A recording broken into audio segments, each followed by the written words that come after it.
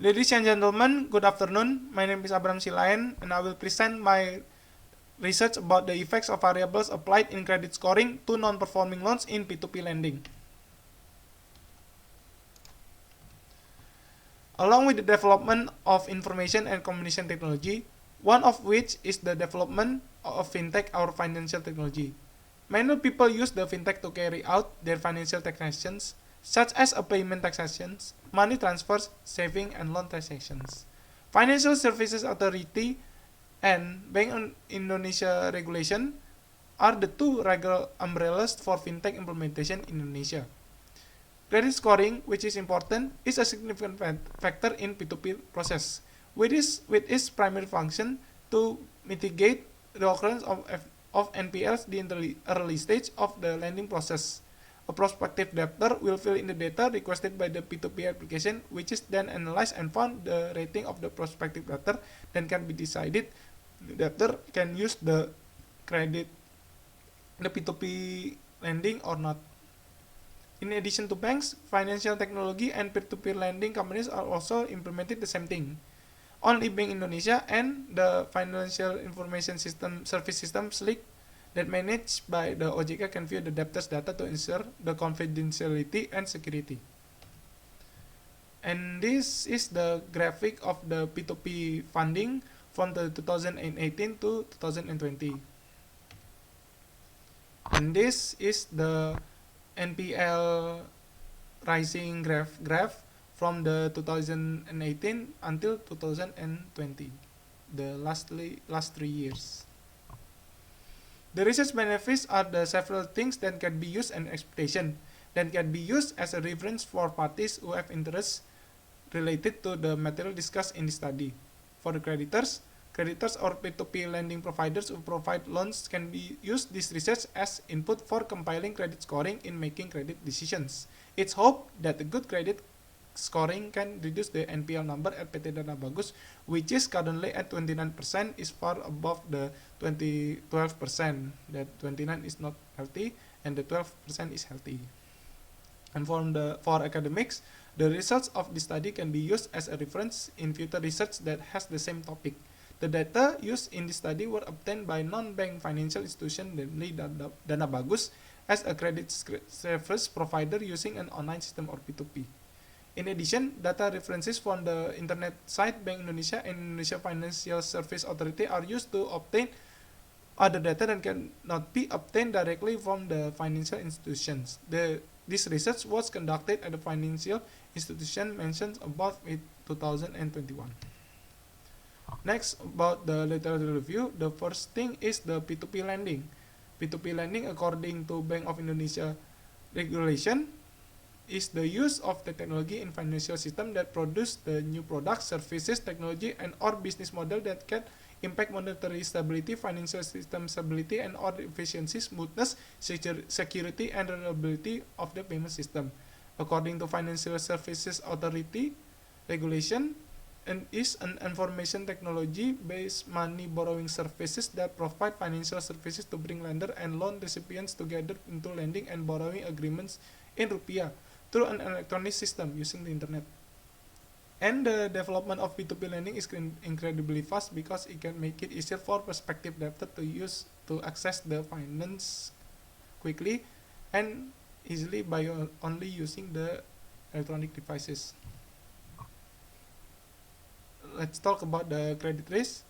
All investment have risk, including bank deposits in the form of deposit with the least risk, according to Brook. And also stated by GTZ, the main risk for financial institution that focus on the micro segment is the risk of getting income or returning the principal because the debtor is late of paying his obligation.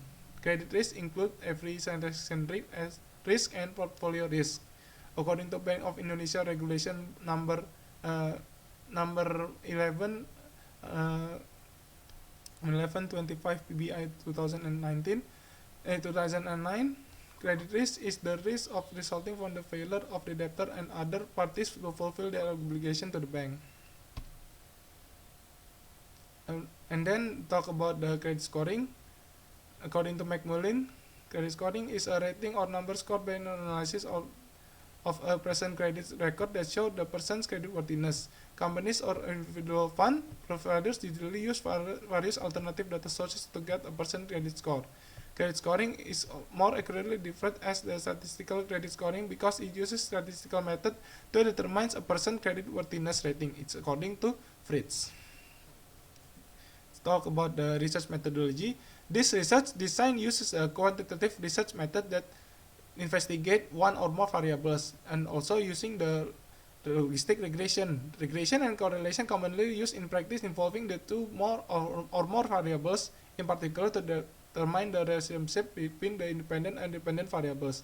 The type of the regression used is the binary logistic regression. Is a mathematical model approach to use to analyze the relationship between several factors and binary variable. In this study is stated again, the research object is a non-bank financial institution called Dana Bagus. And in this part is also shown the equation of NPL stated in the slide. The study uses a hypothesis based on the parameters used in the Dana Bagus application and conducting the initial screening process. And these variables were tested statistically to find the most influential variables on the occurrence of non-performing loans. And also to answer this research question, the research was developed the following hypotheses. The first one is the origin of the debtors area affects the probability of the NPL occurrence. The second is the male gender increases the probability of default. The third is age factor of default increase the probability of the debtor increase the probability of the default.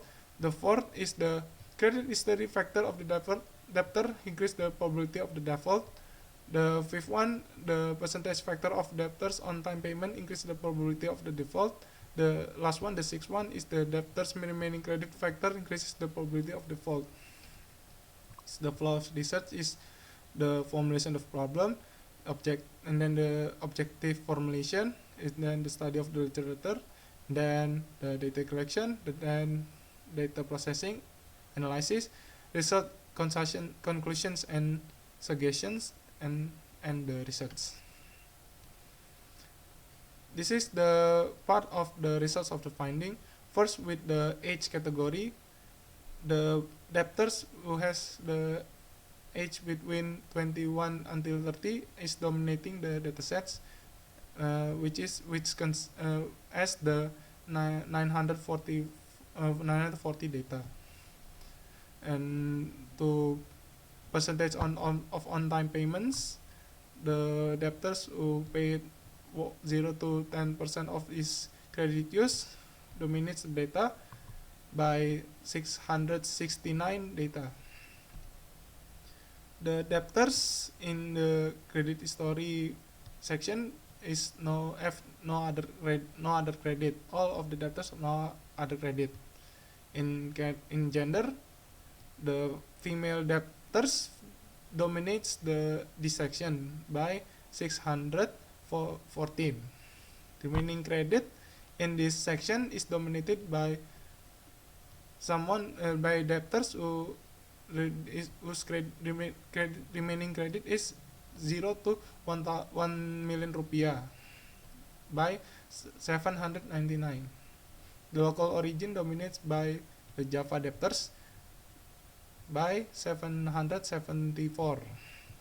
And lastly, the dependent one, the NPL, is dominated by not NPL by 774. And the discussion is about the test process. The first one is the goodness of the fish test. The significance is shown by 0.000, which is the value is lower than 0.05. The model is fit. And the second process is the model signification test.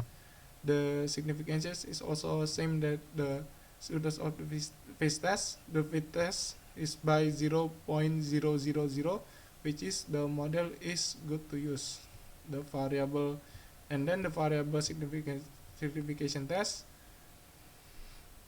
It's shown that the local origin and the age have no influence on NPL, and the remaining gender, percentage on time payments, and remaining credit have an influence to NPL. From the test results obtained from the study can be concluded that the local origin of the debtor has no effect the occurrence of non-performing loans, stated by whether you come from the debtors come from the Java or outside from Java. It just make the same. It can be NPL or performing loan.